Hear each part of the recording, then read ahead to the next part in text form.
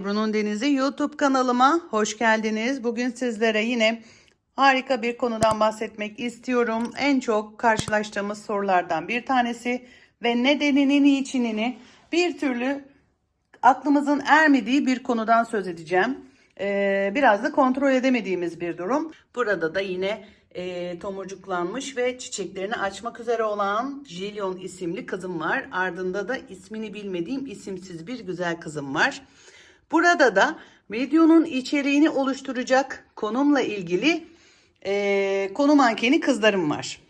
Hemen dilerseniz belki siz de şu an aranızda tahmin edenler çıkacaktır.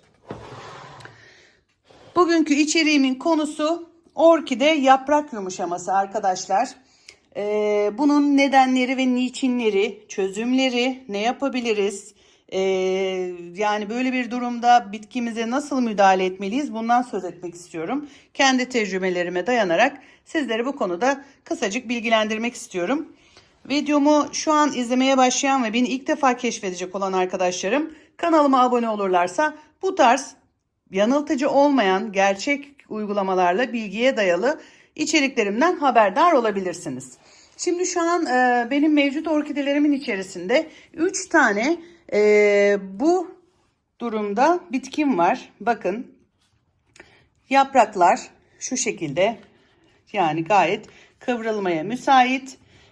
Sanki susuz ve günlerdir, aylardır sulanmamış gibi. Şimdi hiç bitki bakmamış, bitkiden anlamayan birisi bu görseli, bu bitkiyi gösterdiğimizde ilk yorumu bence bu olurdu. Bakın bu bir de büyük bir gayretle çiçek de açtı bu kızım.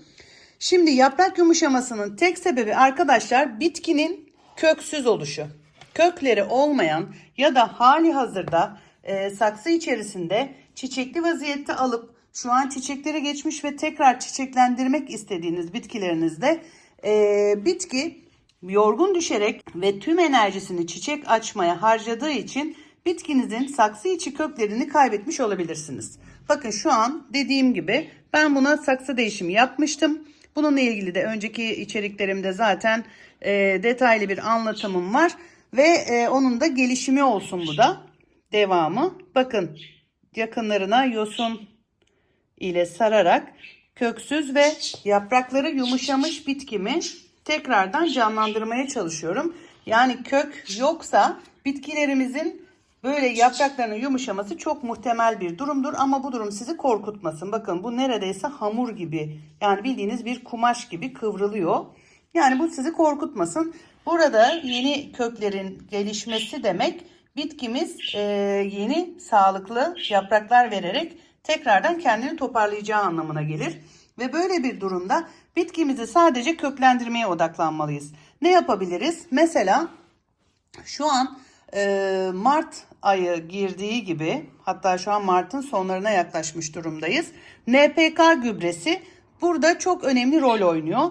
NPK 20-20, yani köksüz bitkilerimizi köklendirmek için kullandırdığımız zirai bir besin takviyesi diyebilirim. Gübre aslında ismi ama biz orkidelerde kullanılan diliyle size bu şekilde NPK gübresi olarak sizlere bu şekilde aktarmaya çalışayım.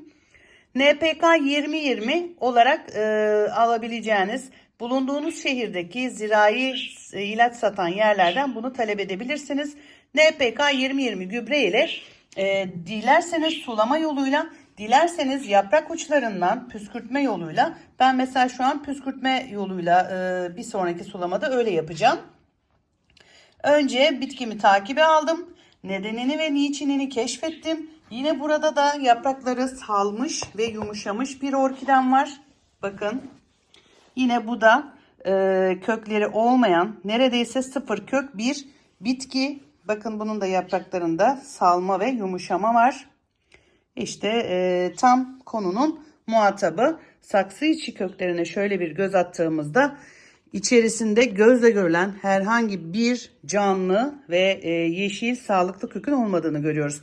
Ve bizim yapacağımız iş gövdeden yeni kökler vermesini sağlamamız. Yeni kökler vermeye başladığımız zaten bu kökler saksı içerisine doğru büyüyeceği için tekrardan bitki kendini toparlayacak. Köklerle birlikte yeni yapraklar da verecek, taze yapraklar ve sonucunda o yaprakların arasından bize yeni bir çiçek dalı vererek bitki gelişimini tamamlamış olacak. Bakın şu an 3 tane böyle yumuşak yaprak yumuşaması yaşadığım ve gözlem altında tuttuğum bitkim var.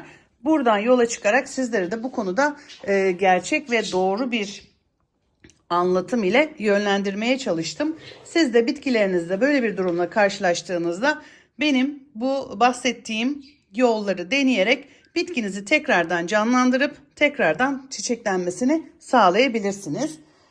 Sağlıklı olan orkide göstereyim bir de bunların yanı sıra.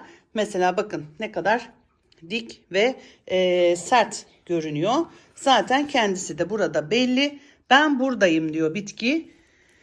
Saksı içi kökleri de bakın muazzam, kurtçuk gibi açık yeşil uçları, en bayıldığım manzaralar bunlar benim. Buradan da yeni bir çiçek dalı ile beni zaten mutlu eden bir kızım. Yani yapraklarınızın böyle canlı, parlak, şöyle kuzu kulağı diye tabir ettiğimiz, bakın kıvrılmıyor bile, sert ve canlı olması gerekiyor. Sağlıklı orkidenin belirtisi ve işareti budur arkadaşlar. Bunu da, bu kontrolleri de bitkilerimizi, bilmiyorum, ben her sabah uyandığımda bitkilerimin kontrollerini yapıyorum. Gövdelerine bakıyorum. Düşen, şaşan, su kaçırmış olabilirim. Bunların kontrollerini neredeyse her sabah yapıyorum. Ve sulama sırasında ya da dediğim gibi sabah kontrollerinde bunu fark edebilirsiniz. Sık sık bunu kontrol ederek erken teşhiste bitkilerimizi ölmeden kurtarabiliriz. Çünkü şöyle de bir durum olabilir. Mesela hiç kök vermezse bitki, evet bu şekilde de kalır ama çok uzun sürüncemeli bir dönemden geçersiniz. Bunu saksı içindeyken fark ederseniz saksıda bakımına bu şekilde devam edebilirsiniz. Ve saksıdan çıkarmamanızı yine tavsiye ederim. Çünkü bu şekilde daha hızlı köklenmesini sağlayabilirsiniz. Su kültürü ile ya da ters su kültürü ile ya da yine sadece yosun içerisinde de bitkinizi yeniden köklendirme şansınız tabii ki de var. Ben saksı içerisinde müdahale edip burada köklendirmeyi daha doğru buluyorum ve daha çabuk sonuç aldığına inanıyorum. Sizlere de bunu tavsiye ederim. Ama siz kolayınıza hangisi geliyorsa bu yolla bitkilerinizi tekrardan canlandırma yollarına deneyebilirsiniz. Evet, bu güzel kızımı da bir sonraki sezonda inşallah tekrar yeni kökleriyle çiçekli hallerini görmüş oluruz. Bu şekilde çok fazla uzatarak sizleri sıkmak istemiyorum. Bu videoluk benden bu kadar olsun. Yeni bir doğru, uygulamalı, aydınlatıcı bir videoda görüşmek üzere. Hoşça kalın, sevgiyle kalın.